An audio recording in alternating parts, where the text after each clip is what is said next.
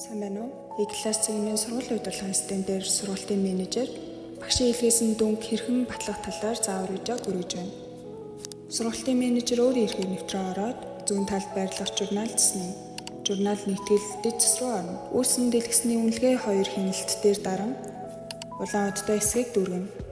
Хичээлийн жилийг сонгоод сургуулийн хөтөлбөрөө сонгоод доорх засны багш руу орж хэн багшийн аль хичээлийн дүнг баталгаа сонгосны дараа үүсэх цонхонд баталгаажсан менюний дор багшийн илгээсэн сурагчдын тоо харагдана.